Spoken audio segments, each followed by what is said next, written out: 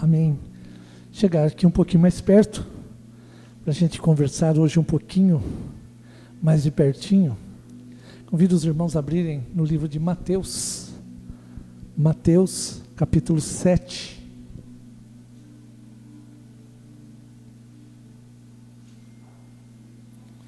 Mateus capítulo 7, o verso é o 24 ao 27. Então, Mateus capítulo 7, do 24 ao 27. Diz assim a palavra do Senhor: todo aquele, pois, que ouve estas minhas palavras e as pratica, será comparado a um homem prudente que edificou a sua casa sobre a rocha. E caiu a chuva, transbordaram os rios, sopraram os ventos e deram com ímpeto contra aquela casa, que não caiu, porque foi edificada sobre a rocha. E todo aquele que ouve estas minhas palavras e não as pratica, será comparado a um homem insensato, que edificou a sua casa sobre a areia, e caiu a chuva, e transbordaram os rios, sopraram os ventos, e deram com ímpeto contra aquela casa, e ela desabou, sendo grande a sua ruína. Então, sendo grande a sua ruína. Vamos orar mais uma vez? Querido Deus, nesse momento, clamamos ao Senhor que o Senhor venha falar conosco através da Tua palavra. Que a Tua palavra, Pai, possa falar conosco, não aquilo que nós queremos ouvir, mas sobre aquilo que o Senhor deseja falar conosco. Por isso, abre os nossos entendimentos, retira as escamas que estão sobre os nossos olhos, para que possamos compreender aquilo que o Senhor quer falar conosco esta noite. É a nossa oração em o nome de Jesus. Amém. Amém.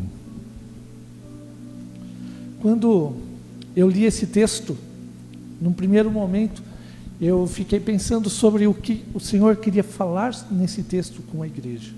E à medida que eu fui lendo, porque geralmente quando nós vamos pregar, você não lê o texto uma única vez, mas você lê várias vezes o mesmo texto. E à medida que nós vamos lendo esse texto, nós vamos cavando para compreender aquilo que Deus está querendo falar naquele momento.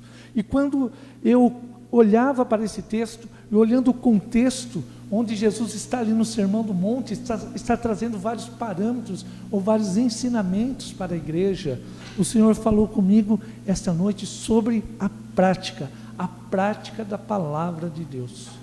A prática, ela é muito importante. Quando nós, por exemplo, se você cursou uma faculdade, ou mesmo se você fez algum curso, o grande êxtase desse curso, ou aquele grande momento, é onde você vai para a prática, e você consegue realizar com perfeição, ou mesmo com qualidade, aquilo que você aprendeu, e você coloca na prática, aquela que é chamada de teoria, a teoria daquilo tudo que você aprendeu.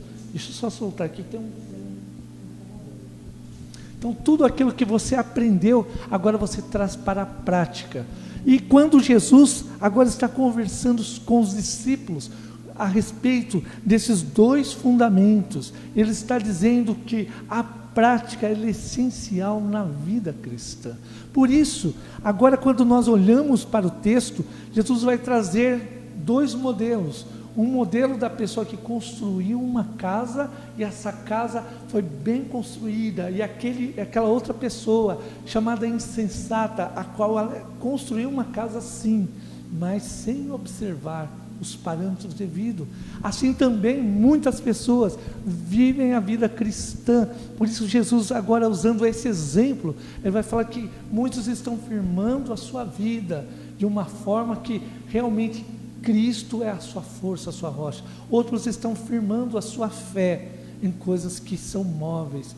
Assim que vir as tempestades, tudo pode ir ao chão. E de repente, quando nós olhamos e nos aprofundamos naquilo que Jesus está dizendo, nós podemos trazer 3 lições para a nossa vida prática, para a prática cristã. Primeira lição é a prudência. Ser prudente.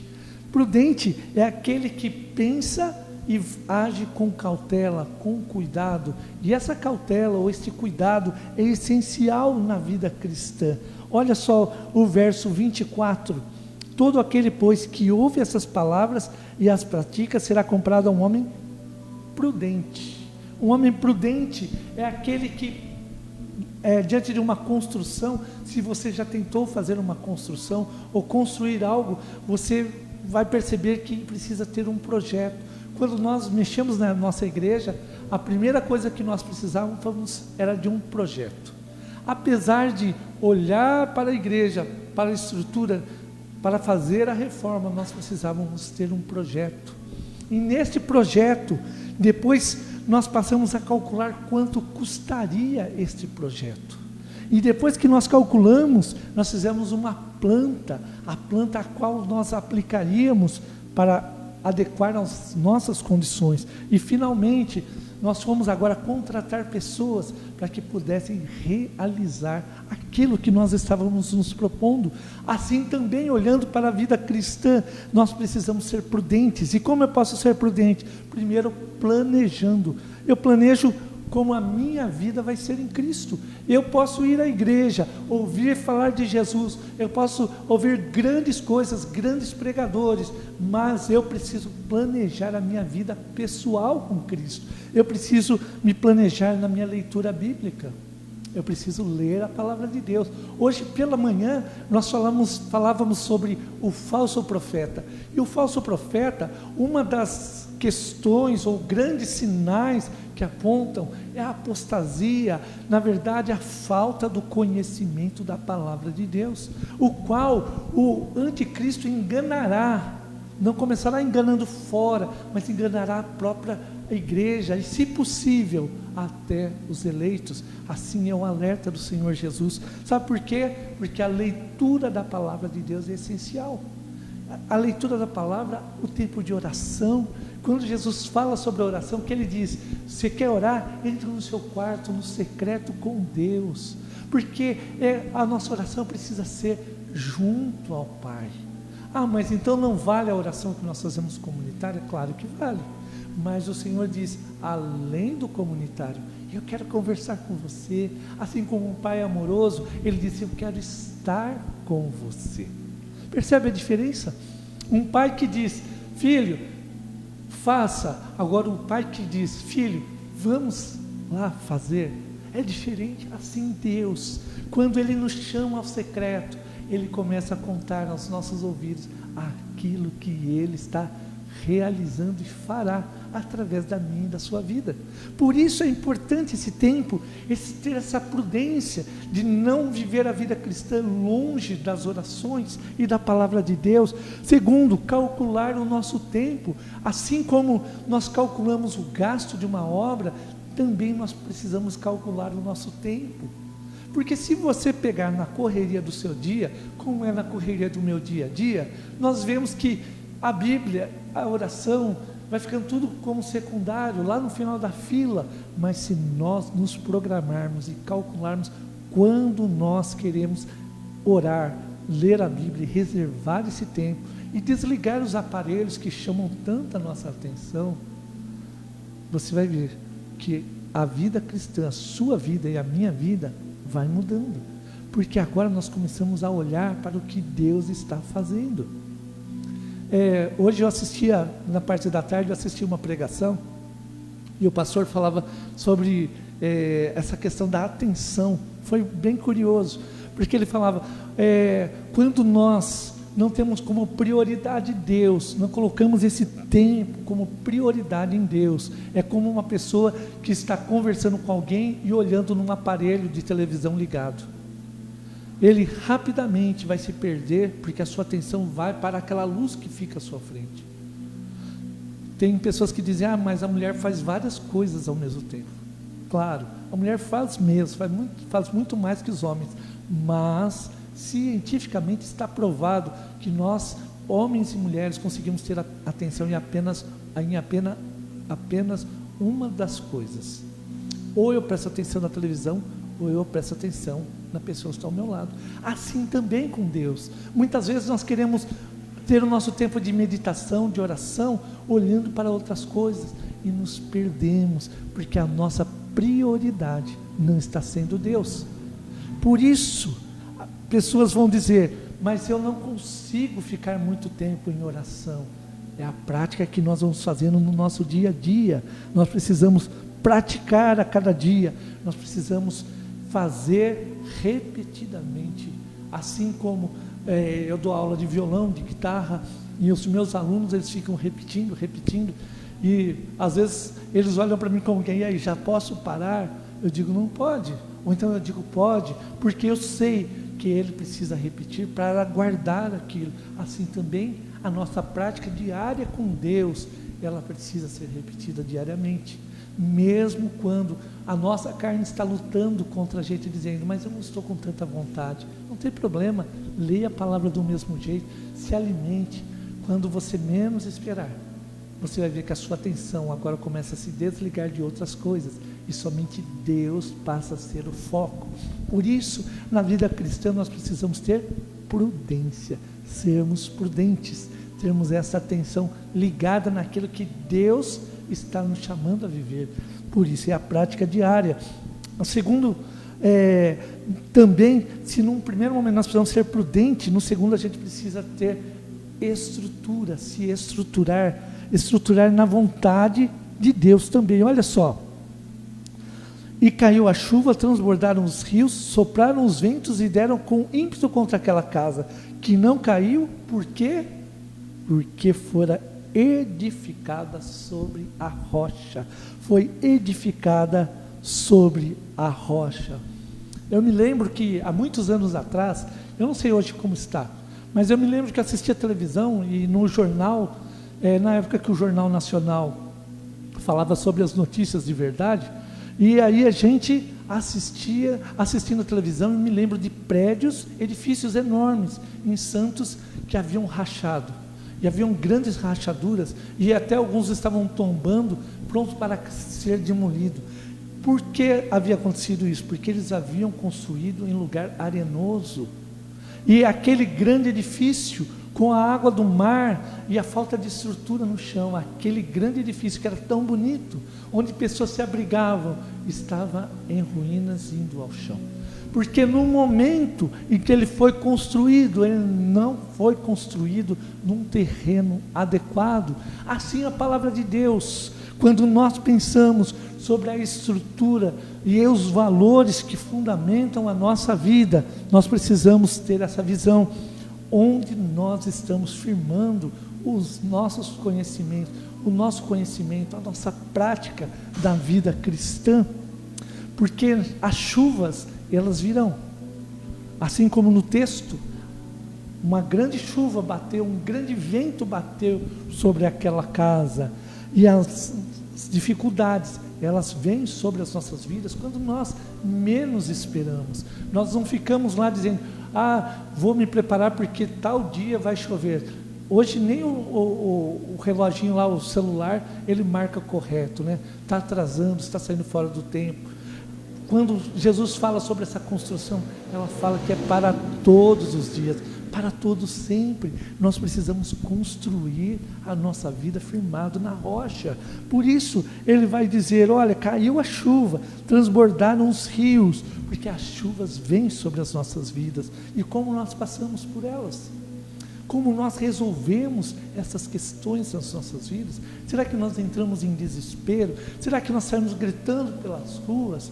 Ou será que nós nos trancamos dentro do nosso quarto, esperando que tudo se resolva? Não funciona dessa forma. Por isso nós precisamos ter estrutura emocional, estrutura física, emocional, para suportar os momentos de revés. E também na vida cristã, agora nós olhamos que irmãos passaram por dificuldade, mas nas dificuldades que eles passaram, também eles puderam olhar para o Senhor e saber que em todas as coisas, porém, nós somos mais que vencedores. Assim foi Paulo dizendo aos romanos: por mais que venham as perseguições, por mais que venham até a morte sobre nós, em todas as coisas nós somos mais que vencedores. Mas pastor, como eu posso ser vencedor se eu estou pronto para morrer, ou aquelas pessoas foram lançadas para ser devoradas por leões, porque a fé não está nas coisas temporárias, não está nessa vida.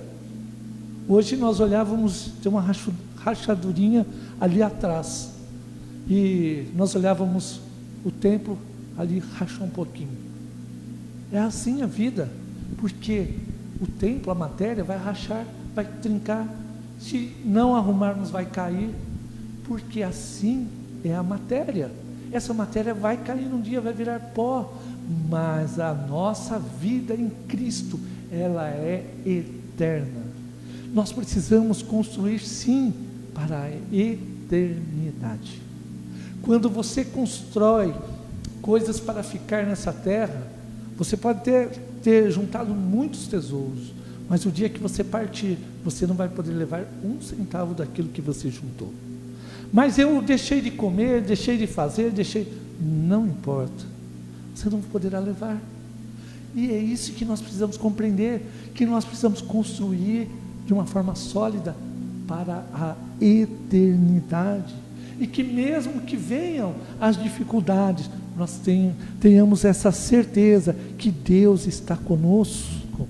E também na mesma estrutura nós podemos saber que Deus ouve as nossas orações. Quando nós voltamos para 1 João, e esta é a nossa confiança que temos para com Ele, que se pedirmos alguma coisa segundo a sua vontade, Ele nos ouve. Algumas pessoas pegam esse verso e dizem, se pedirmos alguma coisa, Ele nos ouve. Não, segundo a sua vontade. Porque se os nossos olhos estão fitos em Cristo, qual vai ser o nosso desejo? Nosso desejo vai estar alinhado com Deus. Se o nosso coração está fito com o mundo, onde está o nosso desejo? No mundo, nas coisas que provêm desse mundo. Por isso, nós vemos que pessoas se frustram com a fé, porque no momento em que precisavam olhar para a eternidade, saber que nesse mundo as coisas são passageiras, sim, que a nossa vida passa num piscar de olhos, e nós precisamos fazer construções para o futuro. Olhando para essa mesma verdade, nós olhamos também agora para o último ponto, terceiro. Se num primeiro momento nós falamos sobre a prudência, no segundo nós falamos sobre a estrutura e a fundamentação da nossa vida, agora nós falamos também sobre a prática e os nossos valores. Os nossos valores nós construímos e firmamos eles em Cristo. Por isso, quando você volta ainda ao mesmo verso 26, sopraram os ventos e deram com ímpeto contra aquela casa, que não caiu, porque foi edificada sobre a rocha. Quem é a rocha? Primeiro, nós olhamos para a palavra de Deus. A palavra de Deus nos mostra que Cristo é a nossa rocha, é onde nós firmamos a nossa vida. Quando a vida não está firmada em Cristo, agora os nossos valores vão para o chão. Por isso nós precisamos construir os nossos valores, experimentar essa prática em Cristo Jesus. O salmista, ao dizer sobre essa rocha, ele diz o seguinte: Ele me tirou de um poço de destruição, de um atoleiro de lama, pôs os meus pés sobre uma rocha e firmou-me num lugar seguro. Pôs os meus pés sobre o quê? Uma rocha. Quem é essa rocha? De onde ele me tirou? Me tirou de um lamaçal, onde eu estava perdido, mas me levou para a rocha. Quem que é a rocha? Cristo é a rocha. Ele é a nossa força, e é nele que nós precisamos firmar a nossa vida e a prática da nossa vida. Isso exalta o que eu faço, exalta Cristo? Não. Então eu preciso rever os meus valores. Ah, mas é um pecadinho de nada. Um pecadinho que pode tirar a minha salvação. Um pecadinho que pode nunca me permitir chegar até Deus.